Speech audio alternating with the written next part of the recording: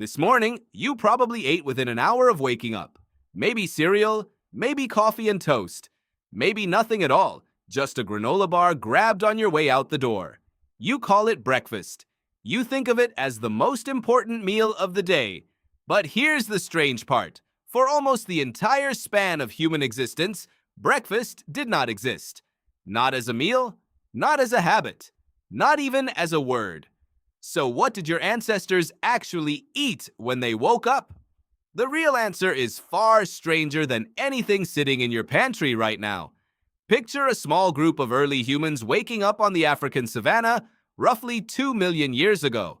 The sun is barely up. There is no pantry. There is no refrigerator humming in the corner. There is no leftover food sitting on a counter, waiting. There is only the body, and whatever it managed to find or kill the day before. Most mornings, that meant nothing at all.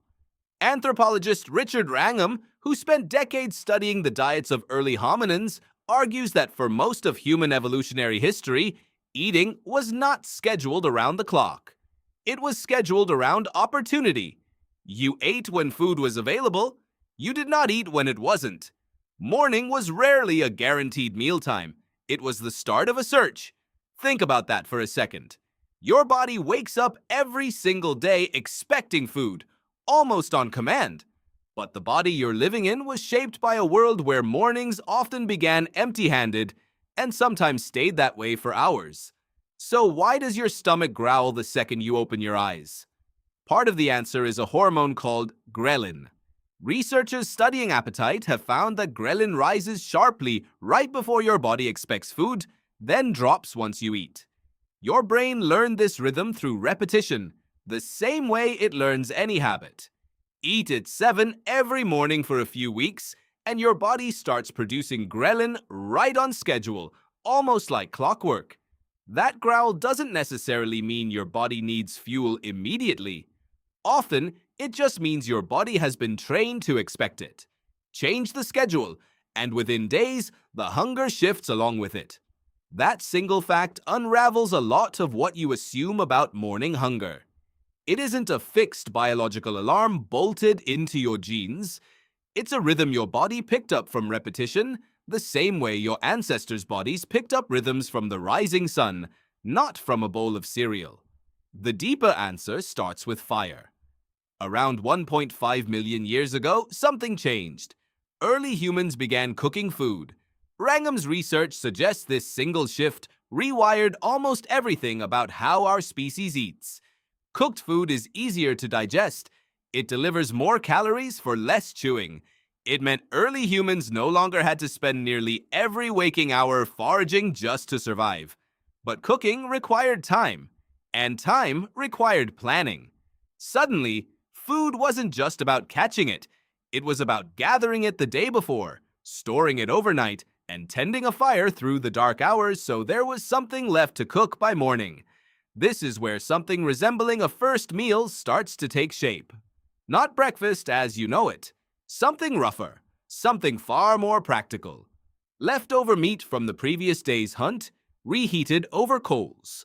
Roots dug up at dusk and left to cook slowly through the night. Fruit gathered the evening before, eaten quickly before the heat of the day made foraging unbearable. There was no cereal bowl. There was no ritual. There was only timing, and timing was survival. Now here's where it gets stranger. For most of human history, what you ate in the morning depended entirely on where you lived. There was no universal first meal. A coastal group might wake to shellfish pried from rocks at low tide, salty and raw, eaten standing in the surf. A forest-dwelling group might eat insects, which, contrary to modern squeamishness, were a reliable and protein-dense food source for early humans across multiple continents. A group on the open plains might eat almost nothing until midday, surviving instead on stored fat and muscle until the hunt produced something worth carrying home. Nutritional anthropologist Lauren Cordain spent years studying the diets of contemporary hunter-gatherer societies as a window into ancestral eating patterns. His research across dozens of these groups found something consistent. Meal timing was wildly irregular. Some groups ate one large meal a day, Others grazed in small amounts whenever food appeared, with no fixed start or end to the eating day. Almost none of them ate a dedicated morning meal the way you do. Far to the north, Arctic peoples faced an even harsher version of this same uncertainty.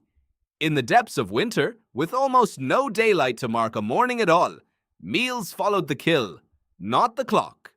A successful hunt might mean eating rich, fat-heavy meat at any hour, day or night, followed by long stretches with very little,